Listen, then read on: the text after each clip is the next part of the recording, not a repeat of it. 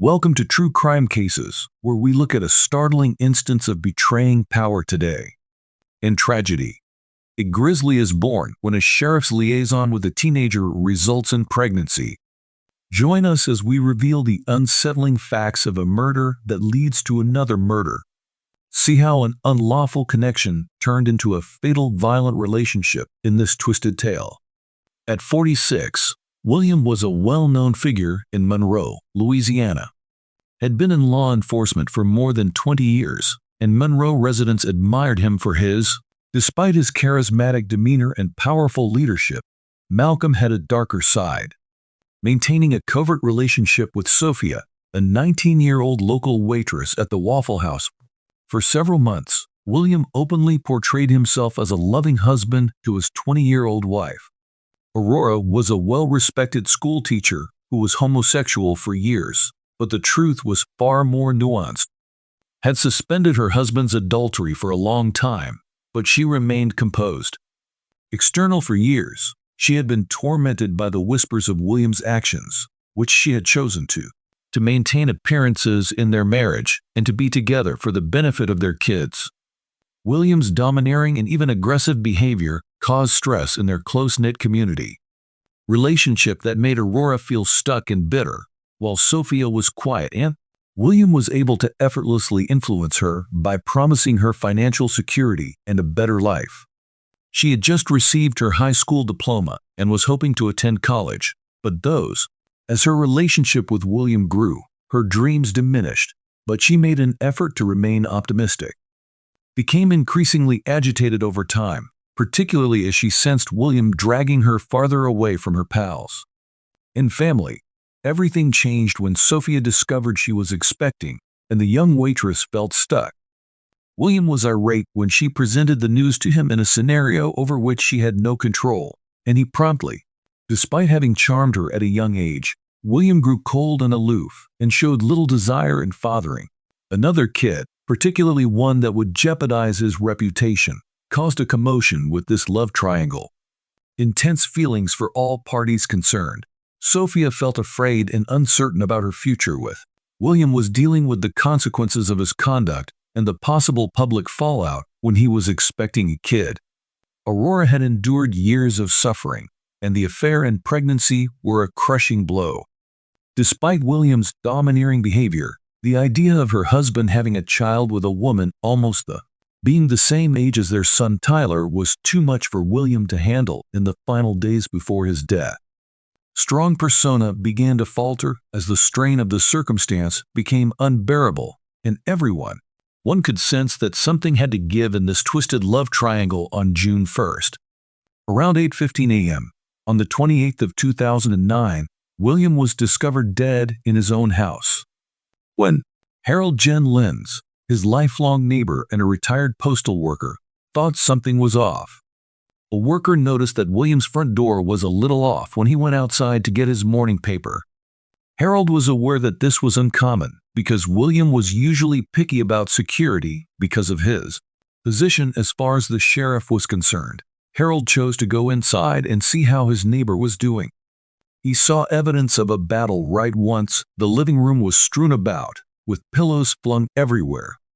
Her heart pounded as he walked to the master, with a shattered bassy on the floor, yelling William's name in the bedroom, but when he got to the threshold, no one answered. William's lifeless body was spread out in a pool of blood on the bedroom floor, frozen. He had been shot several times, and the grisly image was unlike anything Harold had ever seen. Blood was all over the walls. Harold, who had ever been seen trembling in terror, hastily fled the house and dialed 911.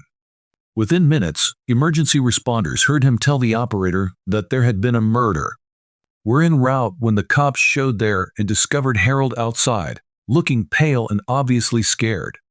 Officers swiftly entered the house after he stated what he had observed, and they subsequently described the crime. It was evident from the hectic and violent scene that William had been shot during a dispute. The vaginal area, the head, and the chest, and there were indications that the assault had been.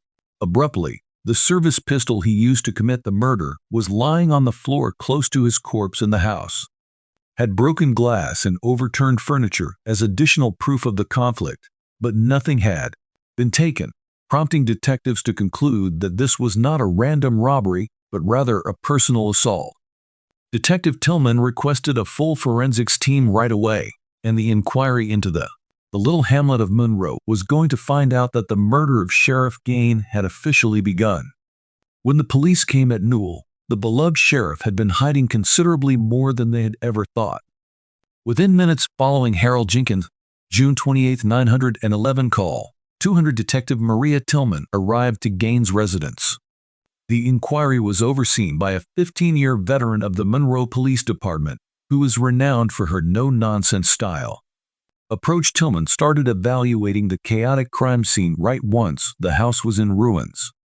With glass broken, furniture overturned, and William's body surrounded by a pool of blood William had been shot 3 times in the master bedroom, once in the skull, once in the chest, and once. The gunshots to the head and chest and the genital area were consistent with a planned murder.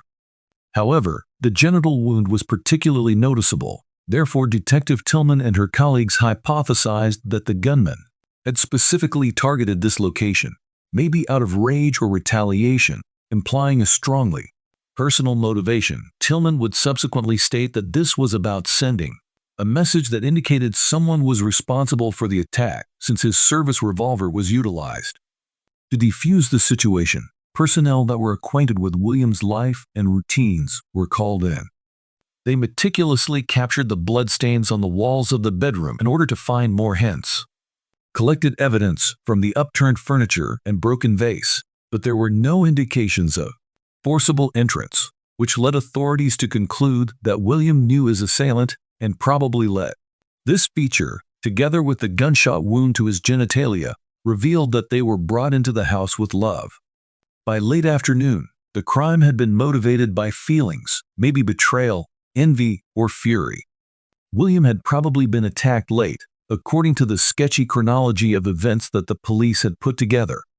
The absence of stolen goods the previous evening or early in the morning, and the House General State verified that this wasn't a botched heist, but rather targeted murder, and the general wounds message suggested sexual or personal motivations. Detective Tillman and her group were now concentrating on determining who had a motive to desire William deceased. They planned to examine his closest associates while gathering evidence, understanding that dark secrets wouldn't remain concealed for long in a community as tiny as Monroe. And Aurora homosexuality wins Williams. One of the first individuals the police questioned throughout their inquiry was her 20-year wife. On the night of June 28, 2009, Aurora had a meeting with Detective Marcia Tillman. Her manner was calm, but Aurora's remarks revealed years of disappointment and betrayal. She acknowledged that. She added that she had felt that her marriage to William had been troubled for a long time. I just knew, she informed the investigator, that there were too many indications that William had been unfaithful for years. She explained how she had often discovered proof of William's adultery in their shared SUV. Began with small items, like loose hair clips or strange scents, until Aurora discovered that used condoms are stowed away in the glove box after falling behind the passenger seat. Her fears that William was cheating on her were ultimately validated by discovery. Verified in the most startling manner conceivable just 4 months before to William's death, Aurora arrived home early from her teaching job and discovered him in the act. She then opened the door to the living room and discovered Sophia, a 19-year-old waffle waitress, and William. I simply stood there as House told the cops that she was having sex on her couch, and that I couldn't believe it. My husband's betrayal of a girl who was young enough to be his daughter left me frozen. Aurora went straight to Bear and confronted William, but he dismissed her, telling her that he said it was only syncrosses and that it wasn't a huge problem, which Aurora recalled. As if the affair wasn't enough, Aurora's soon shaky voice meant the world to me. Aurora discovered that Sophia was expecting William's kid after she overheard William talking on the phone with. Late one evening, Sophia was talking to her husband about the pregnancy, and she was shocked by what she was hearing. Aurora had endured not just an affair, but also the prospect of bearing a child with someone else. So much over the years, but for her, the disclosure of the affair and the subsequent, Aurora had reached her emotional breaking point after learning about Sophia's pregnancy. She felt ashamed. She informed authorities that she just wanted it because she was furious and felt completely deceived by the man she had previously loved. Despite her heartbreaking disclosures, Aurora maintained her composure throughout them. During questioning, she insisted that even though she had nothing to do with William's death, although she hadn't murdered him, the authorities considered her a major suspect since she detested what he had done. Sophia, a 19-year-old waitress from the neighborhood, made it obvious why she had been betrayed and angry for years. Waffle House and Sheriff William have become embroiled in a convoluted and deceptive relationship. When Sophia was questioned by the authorities, Gaines explained how William had assured her of a future that was far beyond. Sophia, the daughter of a convict, had big dreams, but she lived in a little town growing up. Little resources to accomplish them. She had left school and was forced to work late shifts at the living payment to paycheck in Waffle House. Sophia's life altered when William came into it. Informed the cops that he could provide for her and offer her everything since he had promised her the world. William, who was over 30 years her senior, persuaded Sophia to buy her house, provide for her materially, and even take her on holidays. At one point, he informed her that he was organizing a trip. Sophia, who had never traveled, had her ideal vacation when they went to Dollywood and Pigeon Forge, Tennessee. Prior to these assurances, Louisiana, Sophia felt as though she had a bright future. She found it difficult to perceive the negative aspects of their relationship because of William's charisma and strength. But everything changed when Sophia found out she was expecting in late April 2009. Following weeks, she took a pregnancy test because she was feeling queasy and exhausted, and when the results were positive, Sophia was shocked. She had no intention of becoming pregnant, particularly not with William's kid, and I was unsure of the bleep to do. She informed the cops that she felt stuck. On the one hand, Sophia's pregnancy caused her to feel conflicted. She believed William would fulfill his pledge of financial stability and support her as well as. However, the infant understood in her heart that Malcolm had been deceiving her about his promises. Felt hollow, and she was afraid he might leave her now that she was expecting a child. Pressure increased, and Sophia started to feel alone since she didn't know who to turn to. Even more difficult after Aurora was challenged by William's wife, Sophia recounted the horrifying. Just after Aurora arrived at her flat one afternoon, brandishing a steak knife, she was well aware of the pregnancy and declared that she would burn my unborn child in the open. Sophia remembered that Aurora had blamed Sophia of destroying her marriage and asked whether she was pregnant. Was genuine, and Sophia acknowledged that I was shaking with terror. Sophia told police Aurora was. Sophia was overcome with remorse, and I was unsure of what the bleach she would use would accomplish. And Shang was apprehended in an uncontrollably escalating love triangle. She informed authorities that, even though she wanted to get away, she never meant for things to get violent. She was suspected because of her fear and weakness, but she maintained that she lacked the fortitude or rage to. She became heavily involved with the investigation and the police after killing William while still pregnant and having an affair.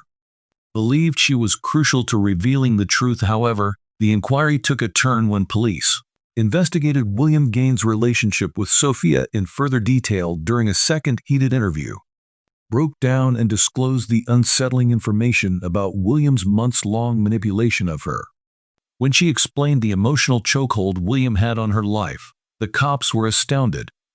William had her in his clutches with more than just the prospect of a home or a vacation to Dollywood. Sophia went on to say that her mother, a convicted felon with a history of drug charges, was. William, who was incarcerated, used his authority as sheriff to warn that if Sophia ever left him or disclosed the pregnancy, he would use his power to have her mother tortured by guards. Sophia felt totally imprisoned as the police officer behind bars because of the anxiety and terror this caused. Listen, it became evident that William's manipulation was serious and that this wasn't only an affair that had went out of control, It was a misuse of authority that made Sophia feel trapped and afraid. Detectives were horrified by Williams' exploitation. One officer subsequently detailed Williams' activities as a horrifying betrayal of authority and trust by a repulsive slug, but there was more to the tale. Additionally, Sophia disclosed that before dating Williams' son Tyler Gaines, she had dated.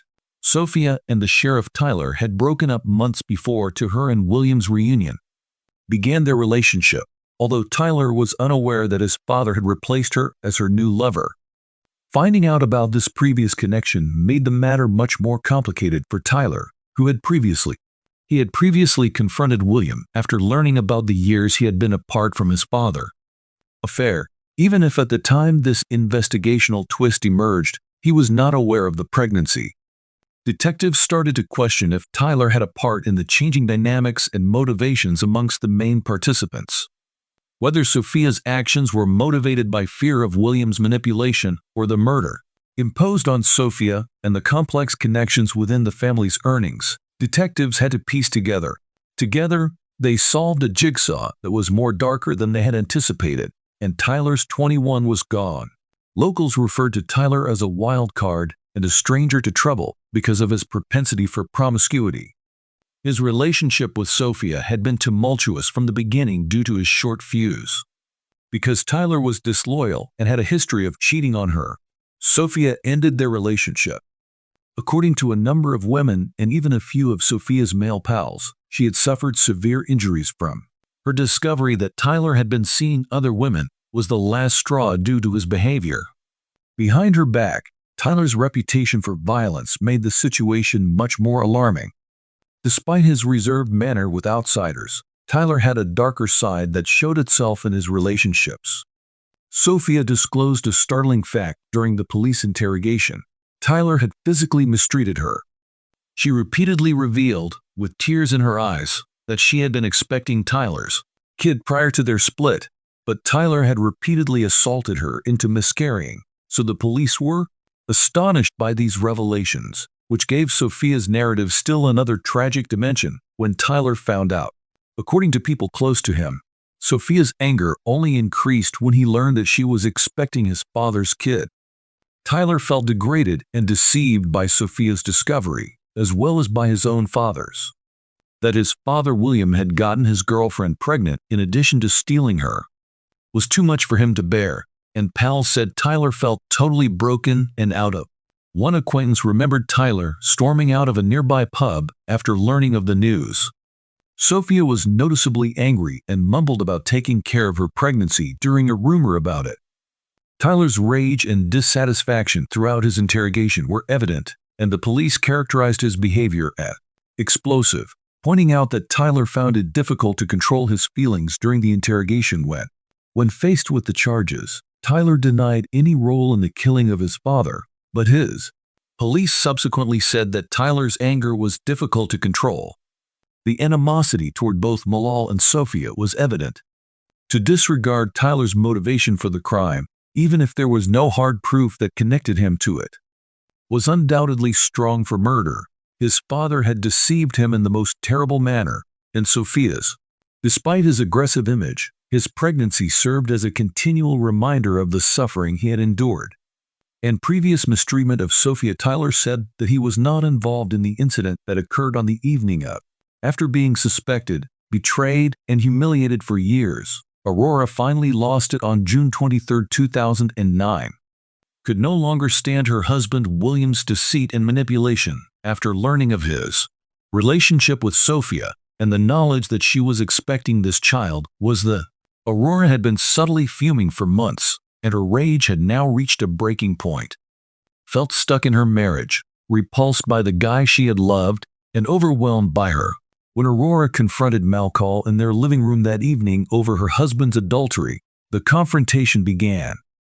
Like so many others, but Aurora had a plan this time, and William attempted to ignore her.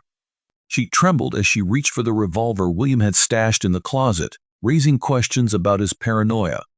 With her hands clasped together, she aimed the firearm at her husband in a silent, icy hatred and fired. After a single bullet struck Malcolm in the crotch, The authorities speculated that the wound's location was symbolizing William's betrayal of their marriage. It was not a coincidence. William plummeted too. Aurora saw the man she had spent years with lay dead before her as the ground was covered in blood. A wave of feelings swept over her, including relief, shame, wrath, and terror. Justified in conversations, thinking William deserved it for all that he had done to her. However, when a profound sense of horror set in over what she had done, Aurora tried to stage the scenario where they desperately try to make it appear like a heist by dragging William's body toward the garage. Gone wrong, but when investigators showed there, the cops quickly realized the hoax. They soon discovered discrepancies in Aurora's account, and forensic data identified her as the main suspect. William was registered the pistol used in the crime, and there were no indications of forceful entrance. When being questioned, Aurora broke down and admitted to the crime, realizing the consequences of what she had finally struck her, and as the police put her in custody, Aurora had an odd combination of resignation and sorrow. She had thought that she would find peace by taking William's life, but instead, in January 2011, it just brought her grief and the harsh realities of life behind bars. In the courtroom, Aurora was on trial for killing her husband, Sheriff William Gaines. Aurora's defense was attended by family, friends, and interested members of the Monroe, Louisiana community. Lawyer Lisa Carlo Beans contended that Aurora's motivation to murder William stemmed from the years. Citing emotional abuse and treachery, they used the defense of a cheated-on wife, asserting that Aurora was the victim of her husband's adultery, which finally caused Carlo Beans to break. Provided proof of William's protracted liaison with Sophia, whose testimony was emphasized. Aurora discovered unsettling proof of William's infidelity, including condoms and seeing women's undergarments in their family's SUV car of Beans, gave Aurora a clear impression of being had reached her breaking point, and that William's catless actions served as the impetus for the tragedy. Prosecutor Richard Doogie McDougall responded to the altercation that resulted in his death with a different. Moreover, he contended that Aurora had premeditated her actions by confronting Malcolm on several occasions. The prosecution sought to demonstrate that she was well aware of her acts at the time of his infidelity. When she was timid, they explained the crime scene, highlighting the killer's savagery, and Aurora's relatives attended, demonstrating the emotional toll the trial had placed on the community. Aurora seemed composed throughout each session, but she was experiencing a tornado of feelings. She was worried about the community's response to the prospect of serving years in prison. There were differing opinions on her case. Some felt sorry for her, while others believed she was a murderer. Following days of testimony, the jury debated and returned with a decision on January 21, 2011. Aurora was devastated to learn that she had been convicted of second-degree murder. Aurora was deeply affected by the trial's emotional toll and the judgment. She had hoped for shorter punishment in the hopes that her challenging circumstances would be taken into account, but instead facing a severe jail sentence. The court gave her a 25-year prison term, leaving Aurora. When she realized she would be separated from her, tears fell down her cheeks. Children for many years, and the decision shocked the Gaines family, who had long been valued in the neighborhood. Friends and relatives experienced a mixture of relief and heartache, not knowing how to, in order to make peace with the lady they knew and the evil she had done.